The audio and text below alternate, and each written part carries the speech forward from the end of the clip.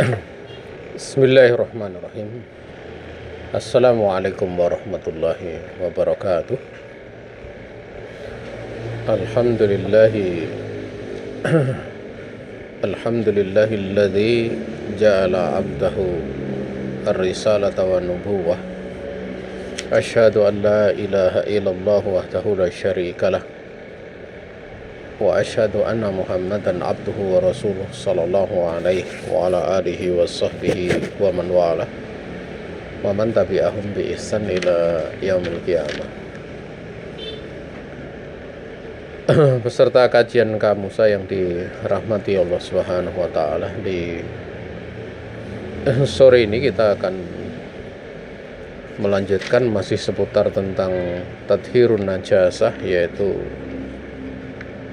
pasal yang membahas seputar membersihkan najis atau zat najis, di mana pada pertemuan yang terakhir kita sudah membahas pada yang keenam, yaitu tadhiru asfalin na'al ataupun al-hida, yaitu membersihkan bagian bawah sandal ataupun sepatu. Untuk sore ini kita akan menginjak pada yang ketujuh, yaitu tadhirul ina idza walagha fihi al-kalb, yaitu membersihkan bejana tatkala anjing itu menjilati bejana tersebut, atau membersihkan bejana yang sudah terjilati anjing. Ini sebagaimana diriwayatkan oleh Imam Muslim, di mana beliau Rasulullah alaihi salatu wasallam bersabda, tuhuru ina'i ahadikum idza walagha fihil kalbu an yaksilahu sab'a marratin ulahunna biturab. Cara membersihkan bejana salah satu dari keran tatkala anjing itu menjilati bejana tersebut, yaitu dengan dia mencucinya 7 kali dan diawali dengan tanah. Caranya sebagaimana telah dibahas pada pertemuan yang lalu, tanah ditaburkan, setelah itu dibuang, sehingga jilatan anjing itu ikut padanya. Setelah itu baru dicuci 7 kali. Itulah caranya. Kita berhati-hati dari bejana orang-orang kafir, ya. Itu pada daerah yang memang di situ mayoritas orang kafir. Tapi kalau mayoritas di situ kaum muslimin, itu tidak ada masalah gitu. Sebagaimana Nabi alaihi salatu wasallam pernah menasihati sahabatnya untuk berhati-hati dari memakai bejana orang ahlul kitab, ya, secara khusus ahlul kitab, karena dia hidup di tengah ahlul kitab. Jadi yang istilahnya yang mendominasi itu orang kafir atau orang musyrik atau ahlul kitab. Tapi tatkala Nabi alaihi salatu wasallam tinggal di kota Madinah, beliau pernah diundang untuk makan, ya, oleh orang Yahudi. Itu makan istilahnya, ya, minyak, ya, atau semacam lemak lah, lemak yang di situ sudah mulai basi itu, tapi masih bisa dimakan gitu, belum sampai basi ataupun membusuk. Dan Nabi alaihi salatu wasallam menerima, dan beliau ikut istilahnya makan di situ. Nah, itu menunjukkan bahwa manakala orang musyrik ataupun ahli kitab ada di tengah kaum muslimin, itu biasanya tata cara yang mereka lakukan di dalam membersihkan sesuatu ya mirip dengan kaum muslimin gitu. Tetapi kalau dia tinggal di negeri yang dia ada di negeri yang didominasi orang musyrik, orang kafir, ya, nah ini yang harus hati-hati. Makanya kalau kita misalnya mau beli mie ayam di sini, ya, mie ayam pemiliknya orang kafir gitu, tidak ada masalah, tidak perlu kemudian dibawa pulang mie ayamnya gitu. Tapi kalau beli di Hong Kong, beli di Korea, beli di Jepang ya hendaknya dia memakai bejana sendiri. Ya. Makanya beberapa mahasiswa yang dahulu pernah bertanya kepada kami ya. Jadi kadang saya heran gitu, kok tahu-tahu ada nomor dari luar negeri masuk gitu. Oh ternyata saya dapati nomornya itu nomor Belanda, tapi suatu saat nomor Jerman. Jadi sampai bingung ini nomor kok orangnya pindah-pindah.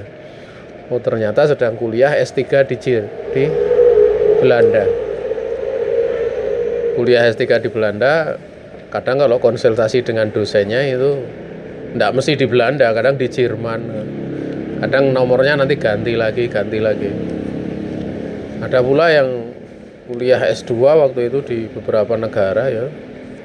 Taiwan, ada yang di Jepang gitu. Ya dia bertanya seputar masalah itu gitu.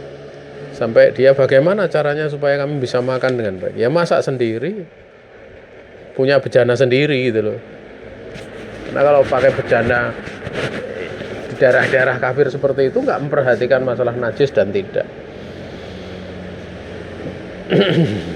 Wah kata.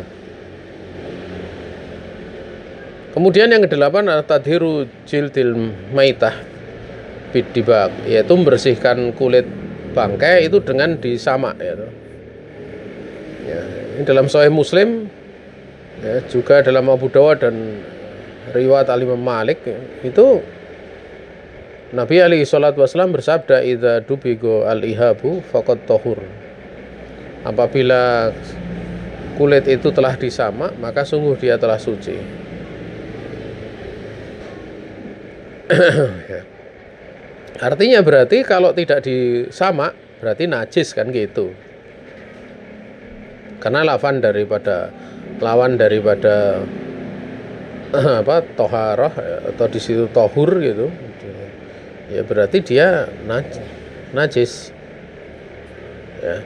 Kemudian yang kesembilan tadhirul ardi minal baul wa nahwi, yaitu membersihkan tanah dari kencing yang mengenai dan semisalnya. Nah, itu yakunu bisabi alaih kama amara nabiyyu alaihi salatu wasallam bi raqatil ma ya ala baulil arabi. Yaitu dengan cara diguyur pada tanah tersebut dengan air. Sebagaimana Nabi merintahkan untuk mengguyur air pada kencing yang mengenai tanah kencing orang Arabi yang mengenai tanah di dalam masjid waktu itu. Dan sebenarnya Nabi alaihi salatu wasallam merintahkan itu adalah untuk istijalan linadhafah, untuk mempercepat sucinya gitu loh.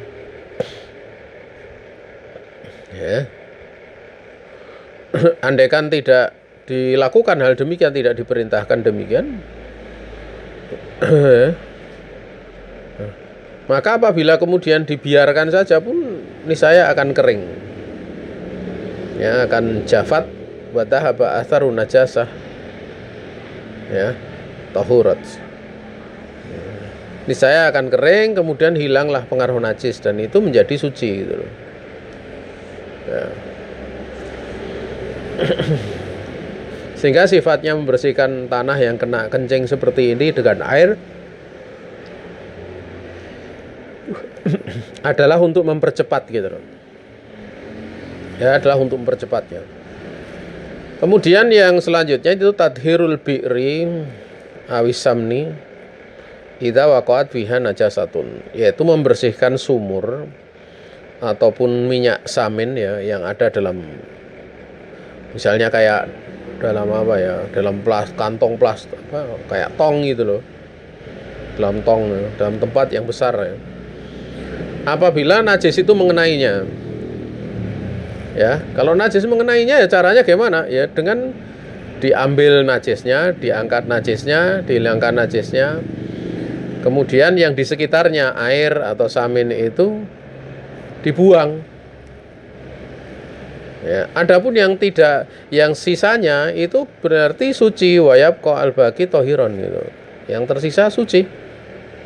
Sebagaimana di dalam Sahih Al-Bukhari dan yang selainnya, bahasa Nabi alaihi salatu wasallam ditanya tentang suila anfa'ratin sakitat fi samin. Boleh ditanya tentang bangkai tikus yang jatuh di samin, ya. Tikus jatuh di minyak samin kemudian mati, kan menjadi bangkai gitu loh. Maka Nabi alaihi salatu wasallam bersabda, alquha wa ma haulaha fatrahuhu wa kulu samnakum. Ya, lemparkanlah oleh kamu sekalian bangkai tikus itu dan buanglah wa ma haulaha, yang di sekitar bangkai itu, fatrahuh, lemparkanlah, hilangkanlah. Ya, artinya minyaknya, kalau air ya airnya. Kemudian setelah itu makanlah minyak samin kalian. Ya, makanlah. Karena minyak samin itu bukan minuman. Kalau minuman kan minumlah gitu loh. Tapi dia makanan, ya, untuk campuran makanan, ya. Ya, sehingga bukan diminum. Ya. Nah, di sini kita paham, ya, bahwa hal seperti ini sudah cukup untuk membersihkannya, ya. Dan tidak perlu kemudian semua minyak saminnya dibuang. Makanya kalau ada air sumur gitu kena seperti itu, ya diambil aja bangkainya. Ya, bangkai ayam diambil, kemudian nanti bagian airnya yang di sekitar bangkai itu diambil kira-kira berapa gitu, berapa ember gitu. Tatkala asarnya sudah tidak ada, dipakai, itu suci gitu. Nah, cukup jelas masalah ini. Faham di dalam permasalahan ini, tidak akan bingung, ya, kalau ada campuran, sedikit campuran tetapi nggak membahayakan. Kan dari hadis ini berarti kan apa istilahnya, ada najis yang kemungkinan tersisa gitu, sedikit, ya, di minyak samin itu masih ada gitu. Nah, atau kalau di dalam air bangkai apa, mesti akan ada yang tersisa, tetapi itu tidak memberikan bahaya, tidak ada masalah. Maka kalau paham masalah itu, sebenarnya itu nggak akan bingung tentang masalah percampuran alkohol misalnya. Alkohol itu kan dia tidak najis, ya, tapi haram kan, karena sifat alkohol itu muskir, ya, dia sifatnya memabukkan. Artinya kalau ada alkohol tercampuri pada sesuatu tapi nggak memabukkan, ya itu nggak haram gitu loh. Contoh misalnya kayak tape gitu, itu ada alkoholnya, ya. Bahkan kalau kemudian terjadi fermentasi berlanjut itu sampai tingkat cuka, ya, makanya khamr itu asalnya dulu dari apa istilahnya, campuran bikinannya itu halal gitu loh. Kan dari perasan anggur dan kurma. Kemudian diendapkan. Pada waktu awal diendapkan itu diminum nggak memabukkan. Tapi kalau sudah diendapkan dalam waktu tertentu itu menjadi memabukkan. Tapi kalau dibiarkan diendapkan lagi, itu nanti berubah menjadi cuka, menjadi halal lagi. Nah, itu menunjukkan bahwa yang mengharamkan itu, yang menjadikan haram itu karena memabukkannya, bukan karena di situ ada campurannya. Ya, campuran alkoholnya. Makanya pendapat dalam perkara ini yang paling kuat adalah kalau alkohol itu campurannya kurang dari 3%, itu enggak haram. Tidaklah haram. Bahkan kalau ada yang merek merek bir gitu, merek bir tapi tanpa ada campuran alkohol, ya tidak ada masalah, itu halal. Tapi nggak tahu, ya, ada atau enggak, saya kurang tahu, ya. Misalnya seperti itu. Jadi nggak bingung kalau seperti ini, kalau paham masalah ini, ya. Juga kalau dikaitkan dengan hadis lalat itu, hadis lalat kalau mengenai bejana tempat minum misalnya suruh nenggelamkan. Karena di sebelah satu sayapnya ada penyakit, satu sayapnya ada penawarnya. Berarti kan yang namanya penyakit itu kan tidak boleh untuk dikonsumsi, gitu. Tidak boleh diminum.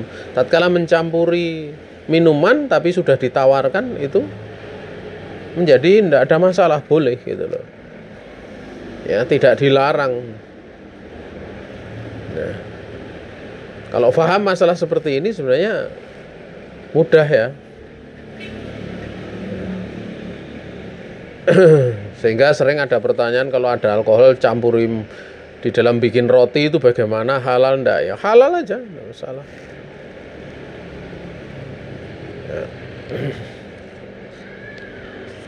Kemudian yang ke-11 adalah idastahalat sifatu ainin najas, yaitu apabila sifat-sifat dari zat najis itu telah berubah atau mengalami perubahan,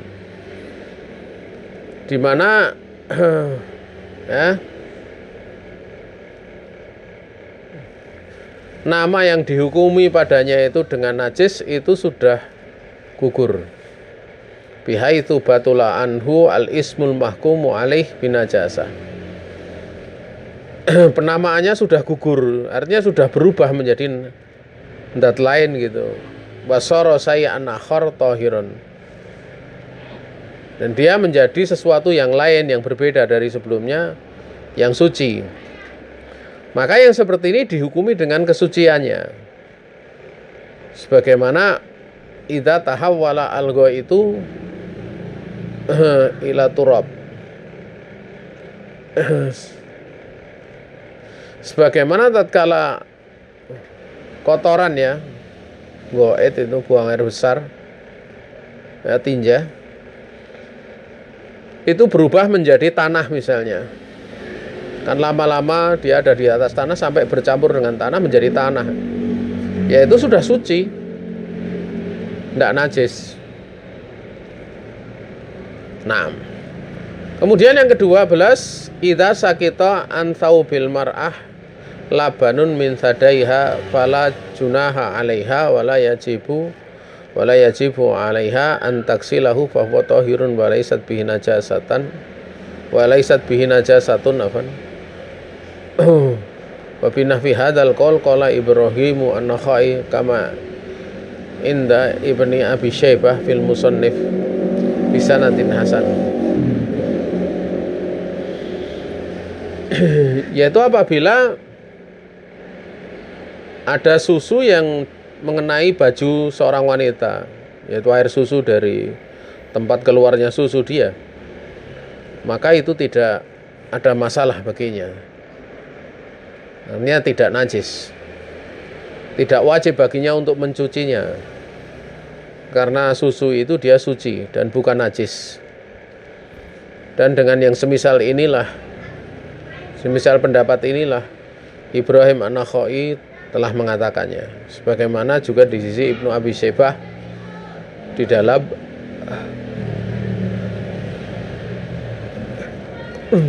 musonah beliau dengan sanad yang hasan. Ya.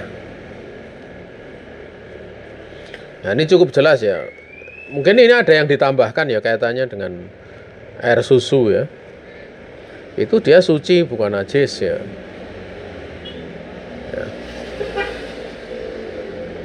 Bagaimana dikatakan najis, wong itu bisa diminum oleh anaknya. Ya. Kadang ada pembahasan lain kaitannya dengan bagaimana kalau suaminya meminumnya gitu. Ya.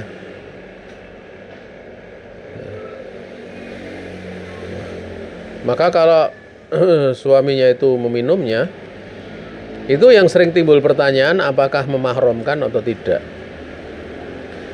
menjadikan mahram atau tidak. Nah, itu termasuk perkara yang tidak memahramkan ya. Li'ana zauj itu faqihul laban. Dikarenakan suaminya itu adalah pemilik susu tersebut. Air susu yang ada di badan istrinya itu adalah pemiliknya suaminya. Di ana zaud fakihul laban, sehingga kalau dia minum tidak ada masalah. Kemudian yang kedua, alasannya dikarenakan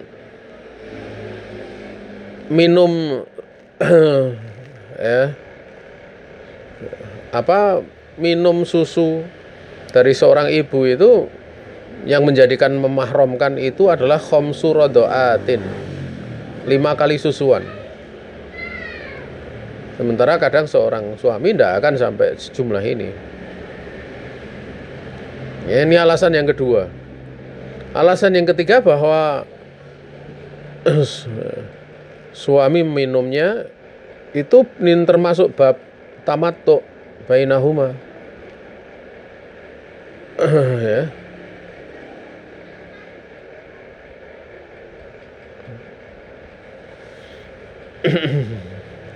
Termasuk dari bab istilahnya bernikmat-nikmat, bab mazh, bab bercanda, demikian pula bab bercumbu. Juga termasuk bab idharul mahabbah, untuk menampakkan kasih sayang ataupun kecintaan. Ya, menampakkan kecintaan. Sehingga hukumnya menjadi berbeda. Kalau memang untuk minum semata-mata minum, ya seperti bayi gitu. Ini jelas memang babnya makan minum. Juga ada ulama yang lain yang berpandangan bahwa yang memahramkan itu manakala umurnya kurang dari 2 tahun. Tapi yang mengatakan kurang dari 2 tahun ini ada kelemahan ya.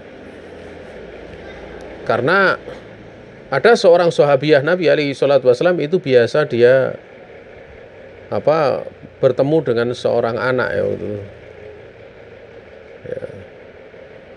Dia biasa anak itu masuk ke rumahnya ya sejak kecil gitu. Sampai suatu saat tatkala anak itu menginjak balik gitu loh. Maka sahabiah ini merasa risih gitu loh. Merasa risih. Tatkala merasa risih kemudian ditanyakan di hadapan Nabi alaihi salatu wasallam. Maka Nabi alaihi salatu wasallam kemudian memerintahkan untuk menyusuinya. Ya. Maka sahabiah ini memberikan alasan, bukankah dia udah besar gitu loh. Ya. Maka Nabi alaihi salatu wasallam pun tertawa.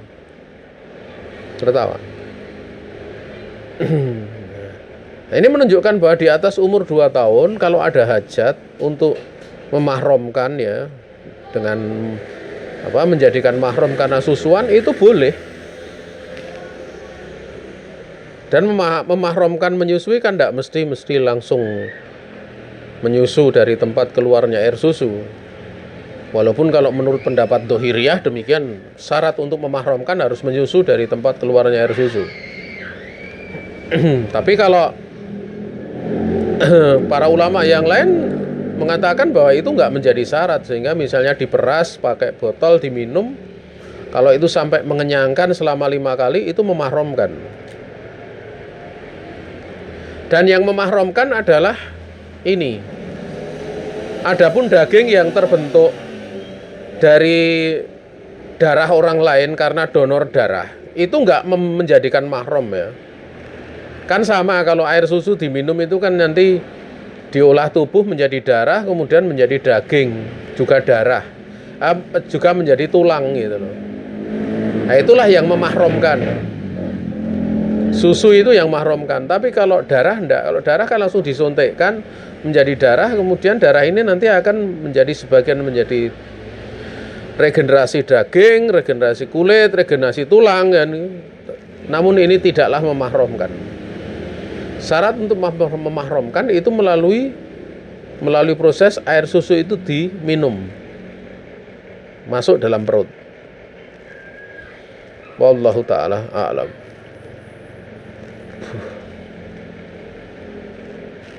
Ya, cukup jelas masalah ini ya.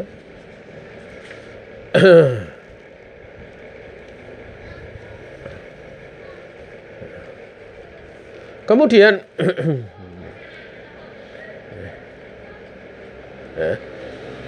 sehingga di sini beliau mengatakan wala yajibu alaiha an taksilahu, tidak wajib untuk mencucinya karena air susu ini yang jatuh ke baju ini suci dan dia bukan najis. Dan dengan semacam pendapat seperti inilah Ibrahim An-Nakhai telah mengatakannya, telah berpendapat. Sebagaimana juga di sisi pendapat Ibnu Abi Syaibah di dalam musonaf beliau.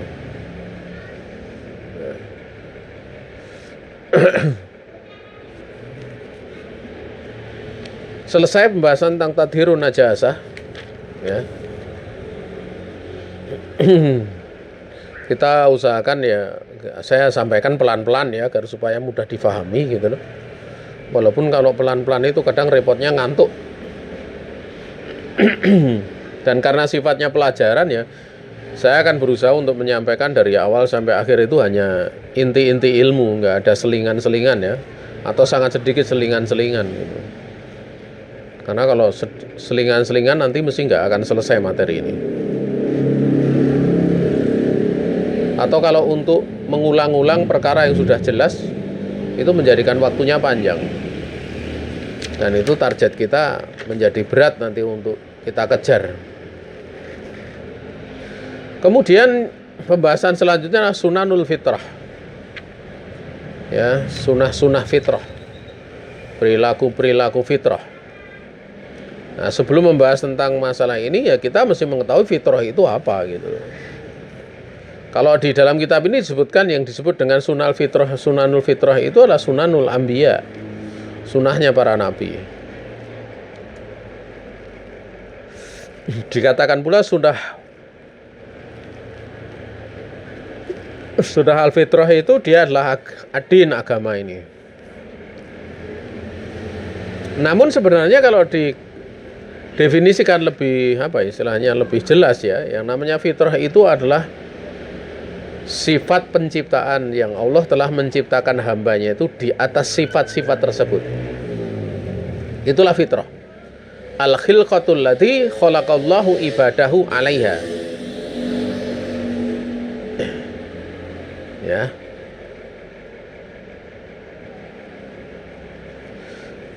Yaitu sifat penciptaan yang Allah telah menciptakan hambanya di atas sifat-sifat tersebut. Dan Allah Subhanahu wa Ta'ala menjadikan pada fitrah itu dua macam fitrah ya. Ya, dua macam fitrah. Yang pertama adalah cinta kepada kebaikan dan berusaha untuk mendahulukannya. Isar itu untuk mendahulukannya, mengedepankannya ya. Ya. Ini mahabbatul khair wa isaruh. Cinta kepada kebaikan dan berusaha untuk memprioritaskannya.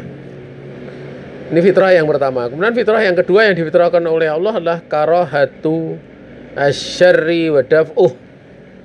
Benci terhadap kejelekan dan berusaha untuk menolaknya. Ya, itulah fitrah.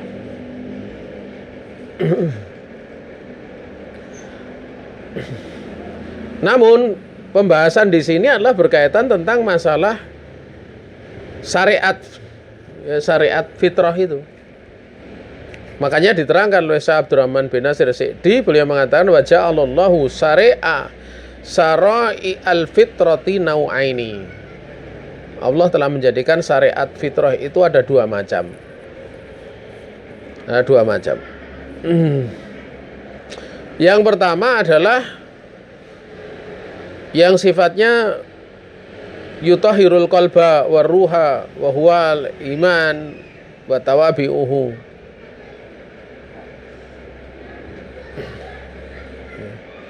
Yang dimaksud dengan apa? Fitrah tersebut yang Allah Ta'ala telah menetapkan di dalam syariatnya itu adalah fitrah yang pertama yang sifatnya bisa membersihkan hati. Bisa membersihkan hati dan roh, contohnya iman kepada Allah dan yang mengikutinya. berbagai macam ketaatan kepada Allah Subhanahu wa taala.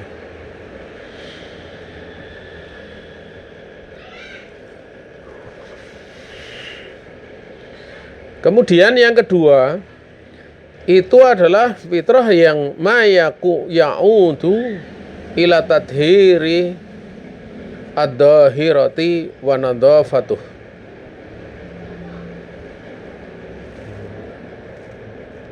Jadi yang dimaksud dengan fitrah itu adalah sesuatu yang kembali kepada hal yang mensucikan. Ya, mensucikan yang zahir dan juga membersihkannya. Ya. Dan juga diterangkan daf'ul ausakh, menolak kejelekan, kotor, menolak kotoran, wal aqdari anhu.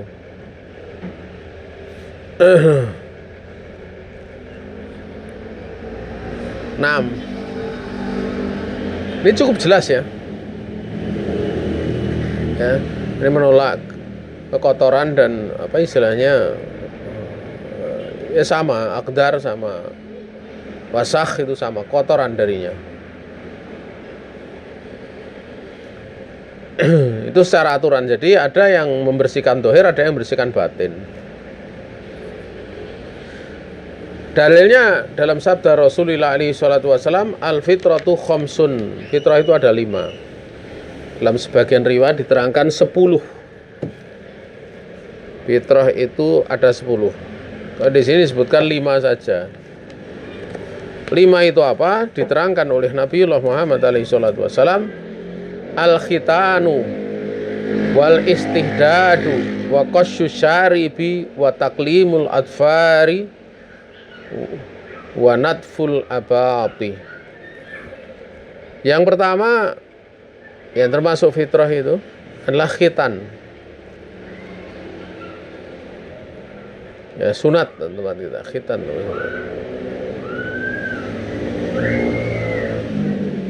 Yang kedua adalah istihdad. Istihdad itu mencukur bulu kemaluan. Yang kedua. Yang ketiga adalah memotong kumis.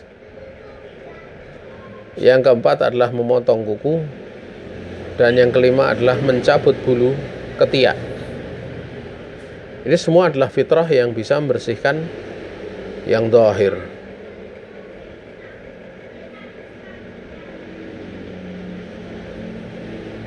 Nah, di dalam riwayat yang lain itu diterangkan seperti ini. Asrun minal fitrah. 10 perkara bagian dari fitrah. Yang pertama qassus syarib, yaitu apa? Mencukur kumis. Wa ifa'ul lihyah, membiarkan jenggot. Yang ketiga adalah asiwak, ya, mencukur apa istilahnya? Bukan istilahnya menggosok-gosok, membersihkan mulut ya dengan kayu arok, ya, kayu siwak. Kemudian yang keempat adalah istingsak, ya, intisakul ma, memasukkan air ke hidung ya di dalam wudu itu. Kemudian yang ke berapa? 6 ya, yaitu qasul adhafir, ya, yaitu motong kuku. Kemudian wa ghuslul barajim,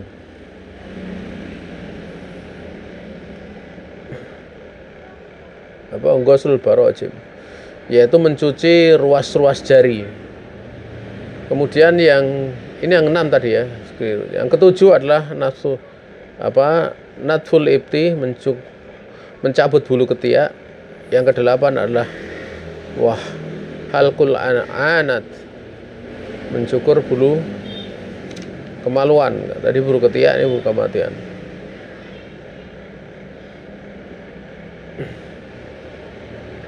Kemudian yang terakhir diterangkan adalah inqasul ma, yakni al-istinja, yaitu menghemat air. Yang dimaksud adalah menghemat air pada saat istinja, bersuci dengan air. Dan rawi mengatakan nasi itu al-ashirah, aku lupa yang ke-10 karena di sini disebutkan 9 saja. Padahal awal hadis mengatakan asratun 10. Ya. Ini yang ke-10 diterangkan oleh beliau antakunal matmadota. Yang ke-10 itu bisa jadi adalah dia matmado, yaitu berkumur air dengan hidung. Kok berkumur? Nah, matmado itu berkumur air gitu, bukan menghirup air ke hidung tapi berkumur-kumur.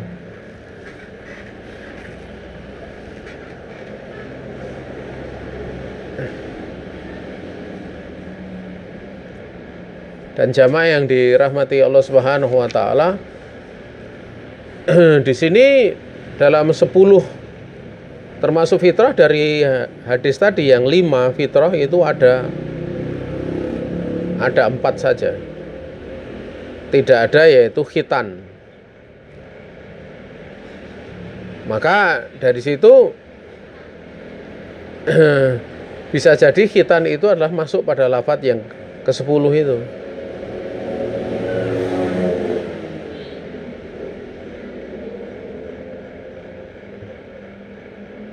Nah, kemudian kita lanjutkan, di situ akan dirinci satu persatu tentang masalah fitrah ini ya. Yang pertama khitan. Khitan itu lil mar'ah, yaitu memotong pada bagian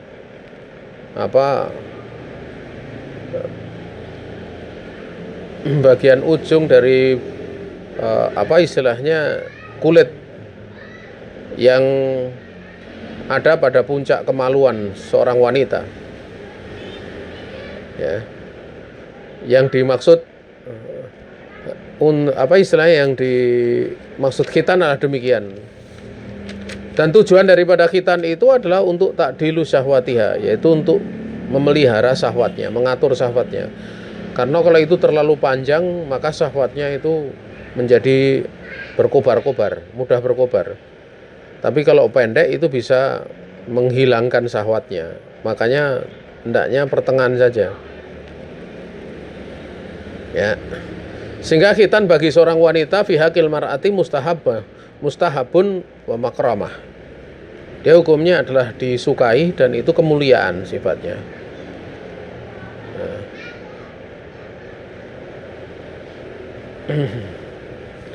Ibnu Qudamah Al-Maqdisi rahimahullah ta'ala mengatakan adapun khitan itu wajib bagi lelaki, fa amal khitanu fa wajibun ala rijal wa makramatun fi haqqin nisa. Ya, jadi wajib bagi lelaki dan dia kemuliaan bagi haknya perempuan. Inilah kebanyakan pendapat dari para ulama. Hadza qaulu aksari min ahlil ilm. Dan yang menunjukkan kalau khitan bagi wanita itu disyariatkan itu adalah hadis Nabi alaihi salatu wassalam ya, yang dikeluarkan oleh Imam Muslim dan yang lainnya. Idza jalasa baina su'abiha al-arba'i wa masa al-khitanu al-khitana faqad wajabal ghuslu. Apabila ya, seseorang itu telah duduk di antara 4 anggota tubuh istrinya dan khitan itu sudah mengenai khitan yang lainnya, maka wajib baginya mandi. Dikatakan khitan, maksudnya khitan pada laki-laki dan khitan pada perempuan, pada kemaluan. Itu menunjukkan bahwa memang khitan itu dianjurkan. Ya. Dan 2 khitan di sini, apabila bertemu khitan dengan khitan, bertemu 2 khitan di sini adalah maudhi'ul qat'i min dzakaril gulam wa farjil jariyah. Ya.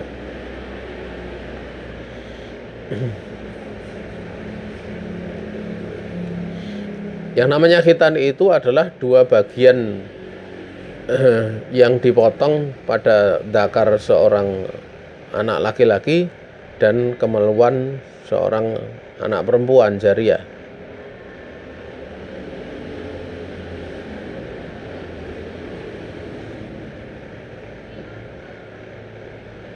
Naam.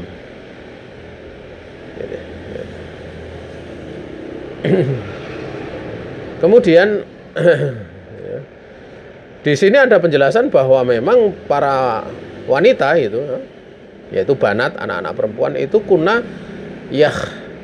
yahtatsna ya, mereka biasa berkhitan itu. Sehingga di dalam riwayat yang lain ya,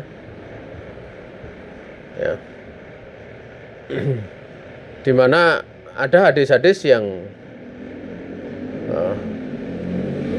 menyebutkan perihal khitan ini, walaupun hadis-hadis itu tidak kosong dari pembicaraannya. Salah satu contohnya hadis yang dikeluarkan oleh Imam Abu Dawud ya, namun beliau mendhoefkannya ya. Itu hadis Ummu Atiyah, anna mra'atan kanat takhtunnu bil Madinah faqala laha Nabi alaihi salatu wasallam la tanhaki fa inna dzalika ya afdhalil mar'ati wa ahabbu ilal ba'li.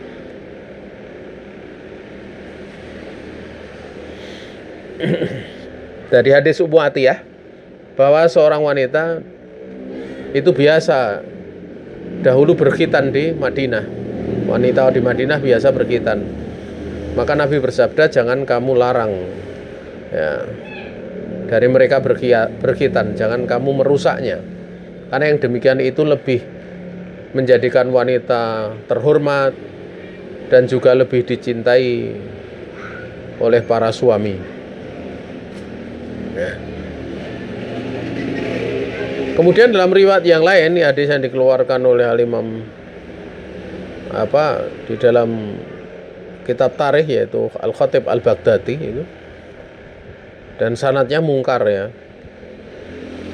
Dimana di situ diterangkan idza hafatti fa ashimi wala tanhaki fa inang daru liwajsi wa adha indal farj. Dimana dalam riwayat tersebut diterangkan ya, apabila kamu itu berkhitan maka potonglah sedikit saja ya, dan jangan kamu merusaknya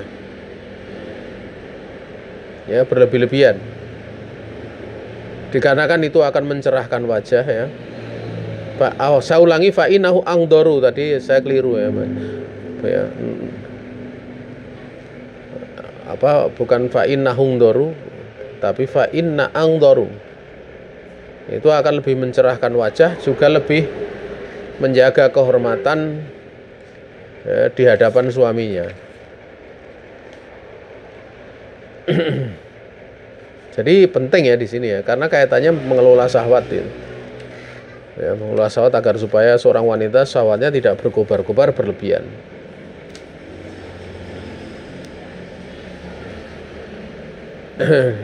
Artinya dari hadis-hadis itu memang hadis yang lemah ya, walaupun ada sebagian yang mensohihkannya gitu, seperti Syalbani itu mensohihkannya ya.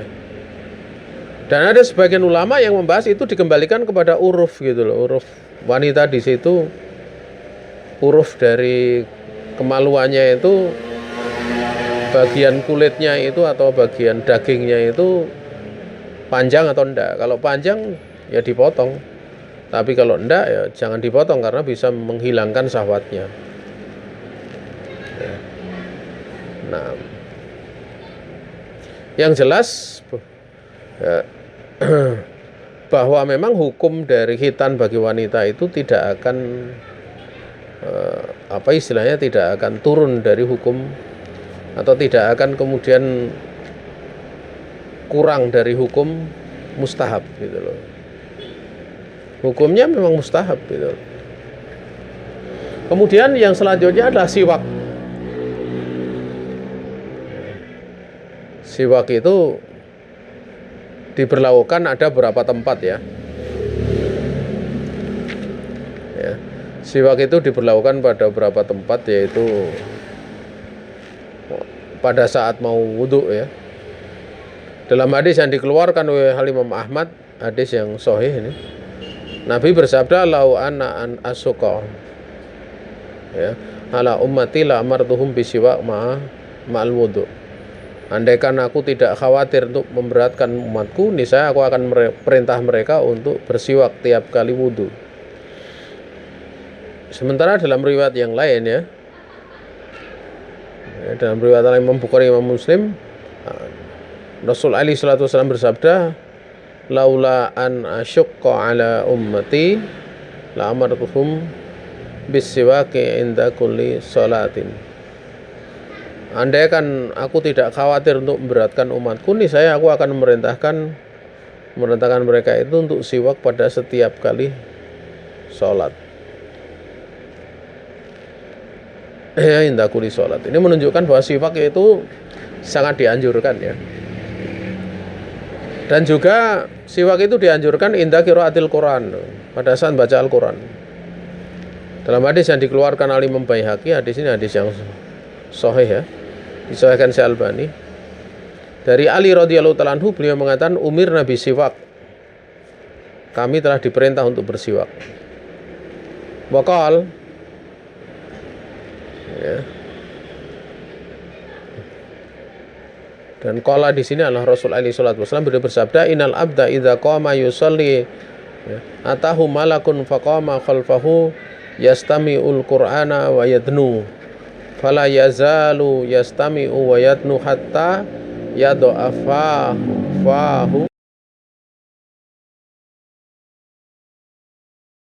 fala yaqra'u ayatan illa kanat fi jaufil lail fi jaufil malak. Saya keliru tadi, fi jaufil malak.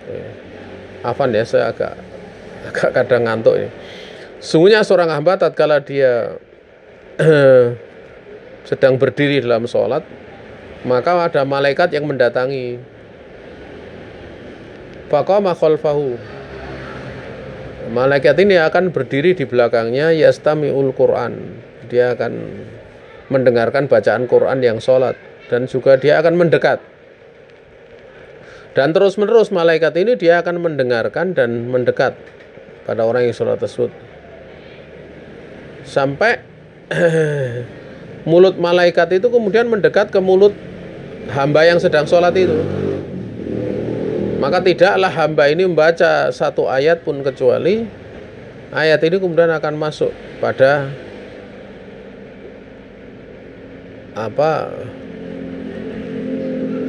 pada perut malaikat itu melalui mulutnya, terus akan masuk ya. Nah, kemudian juga siwak itu bisa adalah inda dukhulil bait, pada saat masuk rumah. Dari Mikdam bin Sureh, dari abihi qala sa'altu Aisyata radhiyallahu ta'ala anha, qultu bi ayyi shay'in kana yabda'u nabiyyu alaihi salatu wasallam idza dakhala baita, qalat bisiwak. Dari Mikdam bin Sureh, dari bapaknya, dia berkata, aku telah bertanya kepada Aisyah radhiyallahu ta'ala anha, kemudian aku katakan kepada Aisyah, dengan perkara apa Nabi alaihi salatu wasallam biasa memulai tatkala masuk dalam rumah? Maka ibunda kita Aisyah mengatakan bisiwak, yaitu dengan siwak. Kemudian yang kelima di antara yang disyariatkan untuk siwak itu indal qiyami minal lail, yaitu pada saat berdiri atau bangun di waktu malam. Dari Hudzaifah, dia berkata, kana Rasulullah alaihi salatu wasallam idza qama liyatahajjada yashusu fahu bisiwak. Dari Hudzaifah radhiyallahu ta'ala anhu, beliau berkata, Rasulullah alaihi salatu wasallam apabila beliau ini mau bangun untuk tahajud, maka beliau menggosok bagian mulutnya dengan siwak ya. Yang dimaksud dengan siwak itu adalah ya yasusufahu, yaitu menggosok bagian mulutnya. Artinya apa? yatluku asnanahu bisiwak, yaitu dia menggosok-gosok giginya itu dengan siwak. Nah, selesai pembahasan kita di sore ini ya. Kalau kita masuk pada bab yang baru, yaitu adabul hajah atau adabul qada'il hajah, ini waktunya nggak akan pas ya. Nanti secara istilahnya pembahasannya itu urutannya itu kurang bagus gitu loh. Kalau kita bahas nanti hanya sedikit, kemudian kita lanjutkan. Tapi kalau kita mulai besok dengan adabul qada'il hajah, ini akan lebih mudah ya. Ini saja yang bisa disampaikan ya, kami persilahkan kalau ada pertanyaan. Oh ya, ya, waalaikumsalam warahmatullahi wabarakatuh.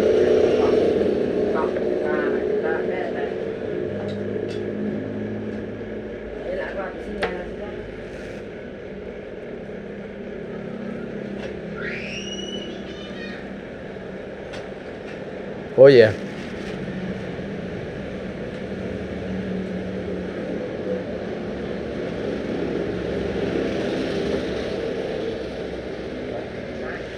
Tadi saya katakan dicampur pada roti itu maksudnya adalah campuran pada roti. Kalau bikin kan ada alkoholnya kan, sedikit. Nah itu yang saya maksud, bukan roti sudah jadi dicampur alkohol gitu. Andaikan seperti itu nggak lazim ya. Andaikan ada nggak lazim. Tapi kalau sampai campurannya itu kurang dari 3%, itu nggak haram. Ya, menurut pendapat yang lebih rajih. Makanya ulama-ulama Saudi ya, itu membahas tentang minuman yang ada campuran alkoholnya, tapi kurang dari 3%. Itu nggak haram. Di ulama-ulama Saudi ya seperti itu. Termasuk di tempat kita yang paling mudah itu kalau makan tape itu loh. Makan tape itu ada alkoholnya loh.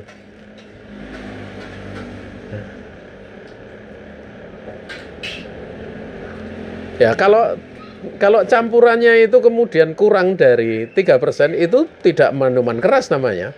Karena yang menjadi yang namanya khamr itu adalah diterangkan adalah oleh Nabi alaihi salatu wasallam, itu kan makna khamr itu sesuatu yang menutupi akal. Khamarul akla. Ya. Makanya Nabi mengatakan ma'askaro, apa yang memabukkan, apa saja memabukkan berarti dia khamr. Ya, apa saja yang memabukkan itu adalah khamr. Tapi kalau kemudian tidak memabukkan itu enggak kemudian khamr. Makanya paling mudahnya itu ini khamr di zaman Nabi itu dibikin dari kurma dengan anggur, perasan kurma dengan anggur. Kalau di tempat berbagai negeri seperti Eropa itu kebanyakan pakai anggur. Pakai anggur diendapkan lama. Terjadi fermentasi tingkat tertentu, dia jadi memabukkan. Tapi kalau itu dibiarkan terus, diendapkan terus tanpa ditutup loh. Itu nanti jadi cuka. Cuka halal lagi gitu loh. Karena tidak memabukkan. Makanya di situ dari halal menjadi haram, menjadi halal lagi gitu loh. Nah, kalau kemudian ada percampuran yang nilainya sedikit, maka tidak ada masalah. Misalnya yang tadi percampurannya kurang dari 3%. Ya. Oh nggih. Ya. Oh. Waalaikumsalam warahmatullahi wabarakatuh. Allah yubarik. Kemudian yang lain?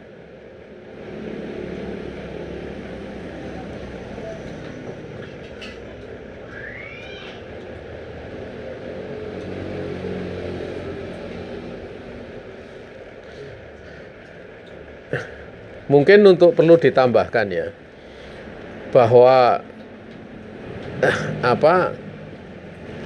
minuman itu tidak haram misalnya, itu bukan berarti boleh untuk mencampurkan hal yang memabukkan ke yang tidak memabukkan.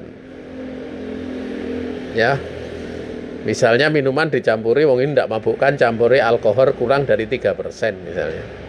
Seperti itu hukumnya beda lagi. Jadi mesti dibedakan ya.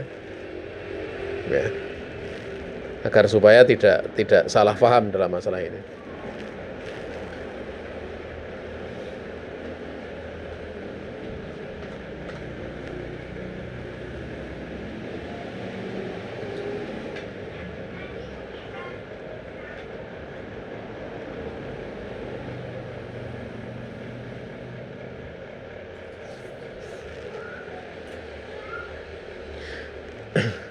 Itu hadis yang dikeluarkan dalam Ashabus Sunan ya. Bahwa maksud seperti itu adalah dat dari sesuatu yang kalau dia diminum ataupun dimakan banyaknya itu memabukkan, maka sedikit jumlahnya itu memabuk. Itu adalah khamr namanya. Tetap berlaku hukum khamr. Contoh misalnya minuman yang alkoholnya misalnya 17% gitu loh. Itu mau diminum satu gelas sudah memabukkan. Ataupun diminum hanya 1 sendok saja, walaupun itu nanti nggak wujud mabuknya. Kalau 1 sendok kan belum mabuk itu. Tetap itu haram karena sifat minuman itu memabukkan. Jadi bukan dat yang kemudian tercampuri hal yang memabukkan atau tercampuri benda atau tercampuri sesuatu yang memabukkan. Bukan itu maknanya.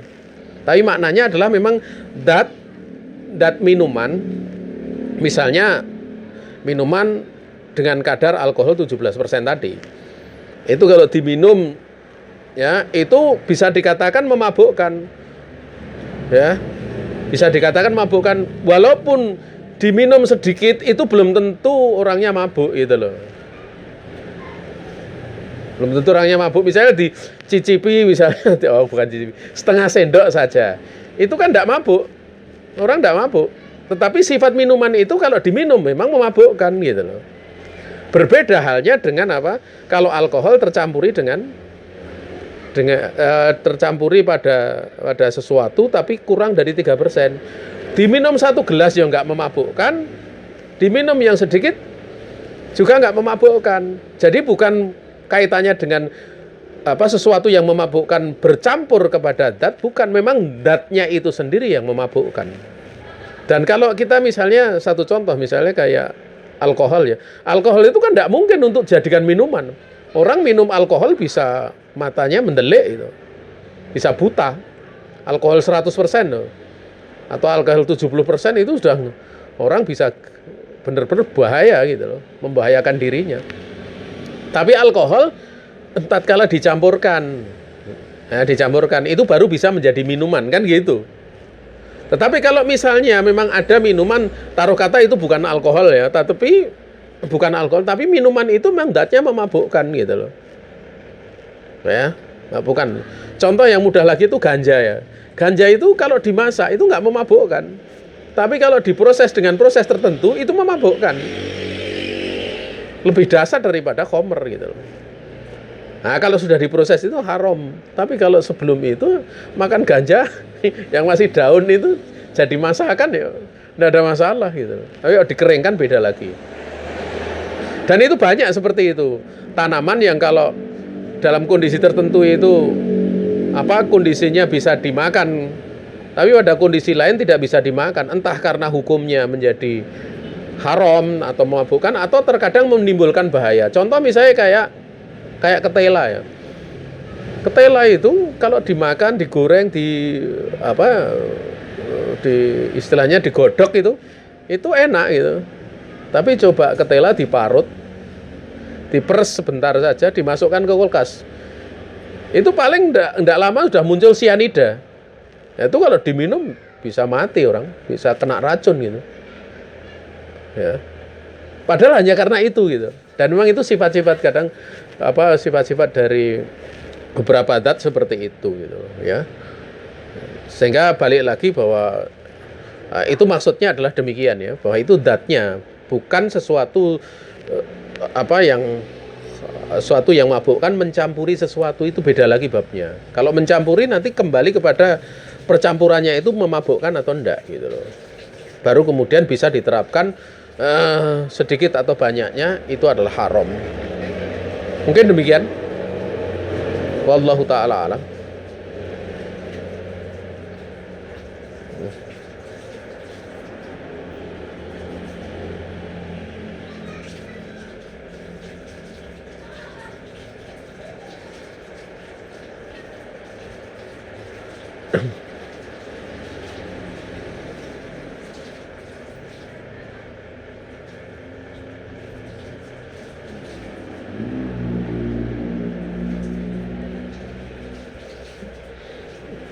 Waalaikumsalam warahmatullahi wabarakatuh. Oh, nggih.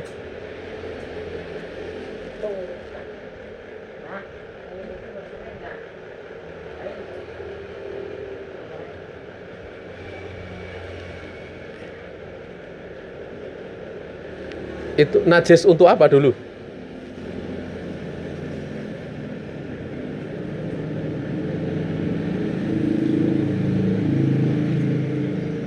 Oh iya ya. Oh, yang sudah istihalah tadi ya.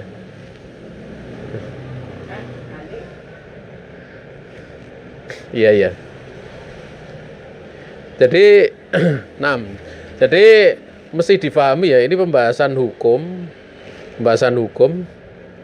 sama pembahasan yang berkaitan dengan apa yang berlaku pada uruf kita gitu loh. Ya, apa yang berlaku pada uruf kita yaitu mesti dibersihkan gitu. Karena itu tetap menjadi sebuah kotoran ya. Bahkan pada kondisi tertentu, pada satu kondisi tertentu itu bersih, pada satu kondisi tertentu bisa menjadi kotor gitu. Contohnya gini.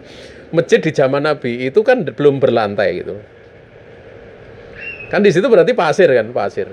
Kira-kira kalau dalam pandangan kita kotor enggak kalau dengan masjid sekarang seperti ini? Ya itu mesti dibersihkan gitu. Mesti dibersihkan. Makanya di zaman Nabi itu pada saat beliau ditampakkan tentang Lailatul Qadar itu, beliau sholat dalam kondisi atapnya bocor itu kan sampai ngenai muka beliau kan pada waktu beliau sujud. Itu kan kadang dalam kondisi seperti itu demikian berlakunya, tapi kondisi yang lain maka yang demikian itu dikembalikan kepada apa yang sudah menjadi uruf kebiasaan manusia. Namun kita bicara tentang permasalahan hukum tadi gitu loh.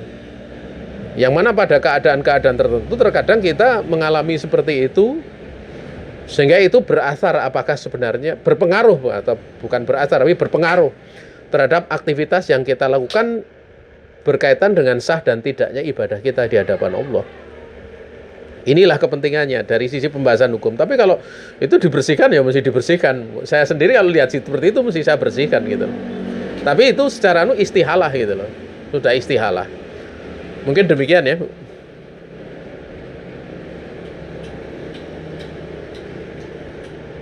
Oh iya, monggo. Kalau air mani enggak, tapi madhi ya.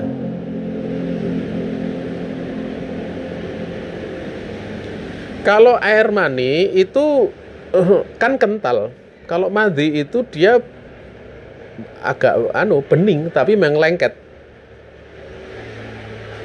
Beda. Kalau saya nggak tahu ya kalau wanita ya. Kalau laki-laki itu yang paling banyak itu kan kaitannya dengan wanita itu laki-laki. Dia keluar sebelum pada saat istilahnya pada saat mendahului di dalam bercumbu atau mungkin membayangkan dan lain sebagainya itu keluar. Dan nanti kalau setelah itu keluar air mani itu menjadi suci karena terdominasi gitu loh. Ya. Sehingga kalau misalnya berhubungan suami istri itu sebenarnya mesti air mani juga tercampur dengan air mani gitu. Dan itu suci. Karena sudah tersucikan dengan air mani itu. Makanya sering dikatakan mani itu dia adalah najis mukhafafah. Najis yang ringan. Ya.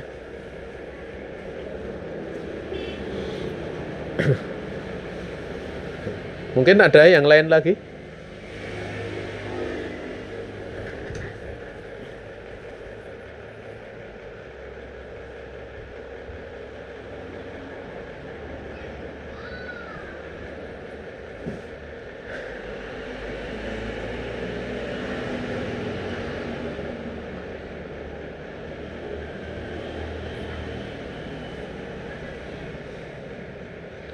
Atau sudah cukup aja?